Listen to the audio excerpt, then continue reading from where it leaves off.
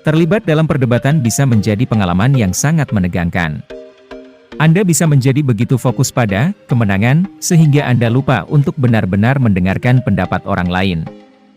Tetap tenang, jeda dan berhenti sebelum melanjutkan, dan sampaikan maksud Anda setenang mungkin dan masuk akal, jangan berteriak, hal itu bisa sangat membantu. Saat Anda menghadapi perdebatan yang panas, Anda merasa tidak ingin memberikan kesempatan kepada orang lain untuk berbicara dan membantah argumen Anda. Demikian cara Anda mengira Anda akan menang. Dominasi biasanya diambil sebagai ukuran kemenangan ketika seseorang berdebat, terutama dalam debat kusir, dan tentu saja itu tidak benar. Selain itu, Anda berharap lawan bicara Anda memahami penjelasan panjang ini. Dan Anda mungkin benar, tetapi Anda pasti menyadari bahwa setelah kelelahan yang membuat Anda berhenti berdebat, semua pertahanan Anda yang penuh semangat menjadi sia-sia.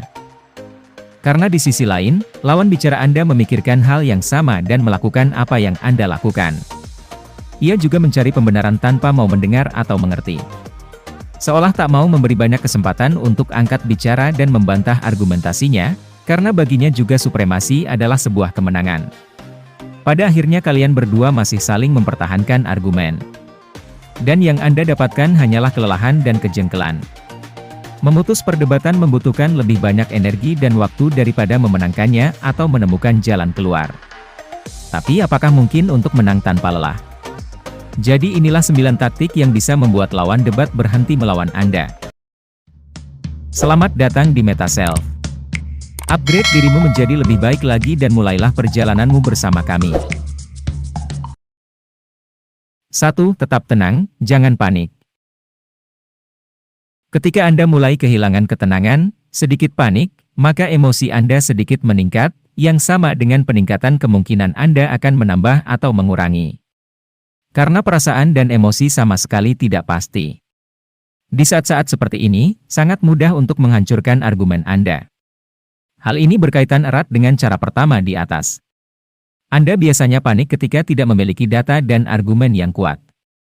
Alih-alih, panikan orang yang Anda ajak bicara dan mulailah kehilangan kesabaran. Karena ketika dia panik, tidak tahu harus berkata apa, dia cenderung berbicara omong kosong. Karena dia tidak akan diam, otomatis langsung terlihat kelemahannya. Jika demikian, bahkan tanpa kita katakan publik sudah bisa menilai bahwa dia gagal. 2. Katakan dengan fakta dan informasi.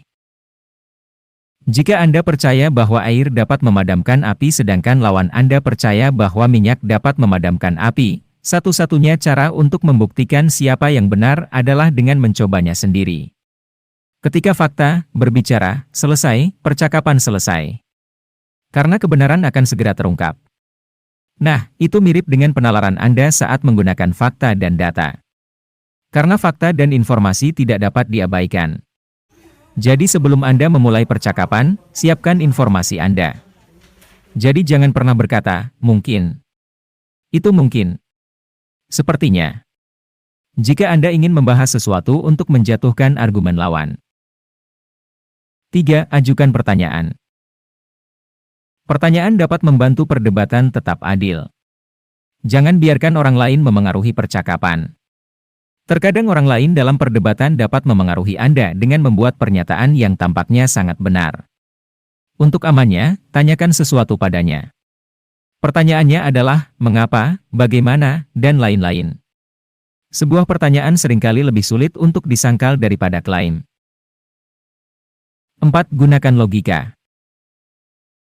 Logika adalah sesuatu yang diyakini semua orang cerdas sebagai kebenaran.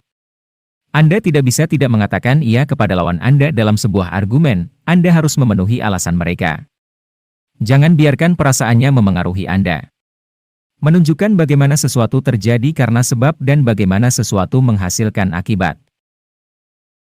5. Jangan serang orangnya, serang argumennya. Sekali lagi, jaga diri Anda agar emosi Anda tidak terlalu tinggi. Karena ketika emosi mendidih di tengah perdebatan, biasanya Anda mencari keburukan pada orang lain. Bukannya berusaha memperkuat argumen sendiri dan melemahkan argumen lawan. 6. Dengarkan apa yang dikatakan lawan Anda. Sayangnya, tidak sedikit orang yang terlalu reaktif. Mereka sudah memikirkan tentang apa yang harus dikatakan, jadi dari awal hingga akhir mereka tidak mendengar apapun yang dikatakan lawan mereka. Padahal, jika setiap kata lawan didengar sepenuhnya, orang bisa mengetahui di mana letak kesalahan dan kekurangannya. Selain itu, kamu juga bisa melihat apa dan di mana kelemahannya lalu Anda bisa sangkal di sana.